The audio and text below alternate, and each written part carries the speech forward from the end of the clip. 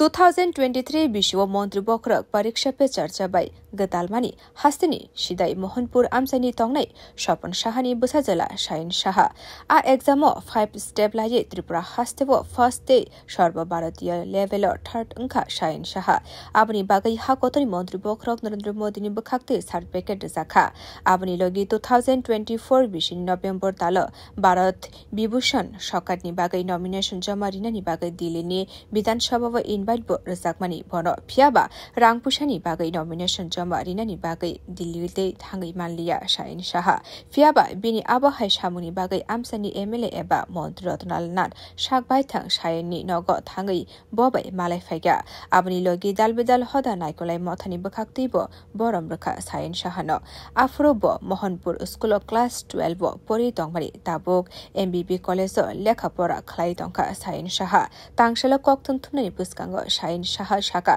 बिनि बुफा मोहनपुर हातिव रिनि फालनकनि हकार ते बिनि बुमा 15 बिसिरोमै शाखामिया अंजाक फाइतंना सालरग पर लेखा खलायना बागै हास्तेनि मन्त्री अग्रानी लगी शाकनि आमसानि एमएलए एबा मन्त्री रतनलाल नाथनि थाने चुबासु सानका शाइन शाह আমার বাড়ি সিদাই মোহনপুর তারানগর এলাকায়। বাবার নাম স্বপন সাহা।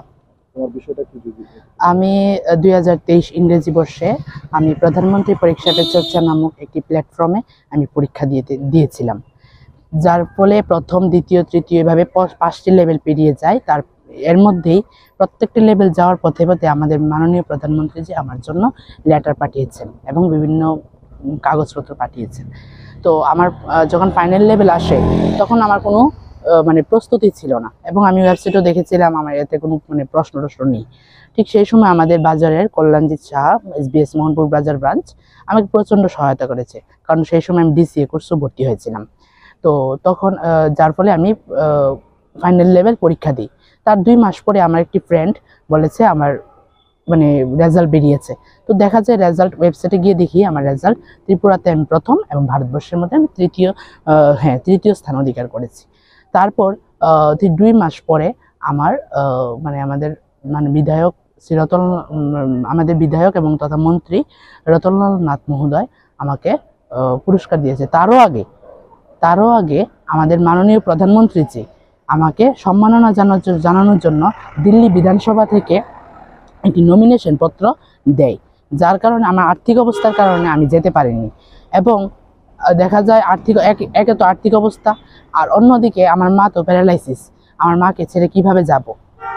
তো ওই দিক থেকে চিন্তা করে আমি যাইনি। তো তখন আমি বলেছিলাম আমারটা যদি বাই পোস্টের মাধ্যমে পাঠানো হয়, তো আমাদের মাননীয় প্রধানমন্ত্রী জি এটারও ব্যবস্থা করে দিয়েছেন, ওটা বাই পোস্টের মাধ্যমে এসে যায়। তারপরে আমাদের মাননীয় বিধায়ক তথা মন্ত্রী বিদ্যুৎ দপ্তরের মন্ত্রী শ্রী রতনলাল নাথ মহোদয় এবং আমাদের এসডিএম স্যার এবং বিভিন্ন ইনস্টিটিউশন থেকে আমাকে সংবর্ধনা দিয়েছেন। এবং আমি আরেকটা কথা কি, আমি তো ছিলাম তখন স্কুল জীবন, আর এখন এসেছি আমাদের কলেজ জীবন। আর কলেজ জীবন স্কুল জীবনে আমি দেখতে পাচ্ছি যে প্রচুর তফাৎ। যেমন কি স্কুল জীবনে যতটুকু না অর্থ লাগতো তার থেকে বেশি অর্থ লাগছে, অর্থাৎ টাকা লাগছে, মূল্য লাগছে বেশি এই কলেজে। তো আমার বাবা হকারি করে, বাজারে কাপড় নিয়ে যায়। তো বাজারে যে কাপড় নিয়ে যায় তাতে তো একদমই হয় না। তো আমার মা একদম প্যারালাইসিস, সেও একদম মাটি লুটি পুটিয়েই তার জীবন। তো আমার একদিকে এই দুইটাই কারণে আমি পড়াশোনাটা চালিয়ে যাচ্ছি, কারণ তাদের একদিন সুখের দিন দেখাবো, আমার এই আশায় আমি এগিয়ে যাচ্ছি।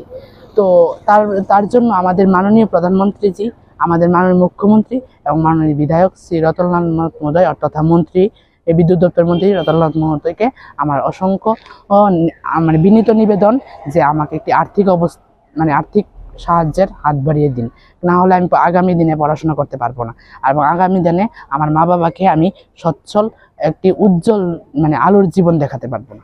Bureau report কক্ষরাং।